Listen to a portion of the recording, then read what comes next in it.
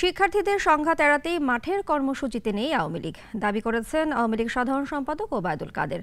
দুপুরে ধানমন্ডিতে আওয়ামী লীগ সভানেত্রীর কার্যালয়ে এক সংবাদ সম্মেলনে তিনি কথা বলেন। তিনি জানান, ৪ আগস্ট সারা দেশের ওয়ার্ডে ওয়ার্ডে প্রতিবাদ সমাবেশ করবে দলটি, আর 5ই আগস্ট বিকেলে জাতীয় শোক দিবসের শোক র্যালি করার কথা জানান ওবায়দুল কাদের। এ সময় প্রধানমন্ত্রীর আলোচনার ডাকে শিক্ষার্থীরা সাড়া না দিলে কি হবে এমন প্রশ্নে তিনি বলেন, ইতিবাচক থাকতে চায় আওয়ামী লীগ। আগামীকাল নতুন করে প্রোগ্রাম দিয়েছে।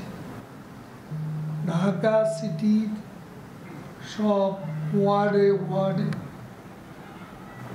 জমায়েত এবং বাংলাদেশের সকল জেলা ও মহানগরে জমায়েত। ওয়ালটন এয়ার কন্ডিশনার এক্সচেঞ্জ অফারে স্প্লিট এসিতে 23,000 টাকা পর্যন্ত নিশ্চিত ছাড়।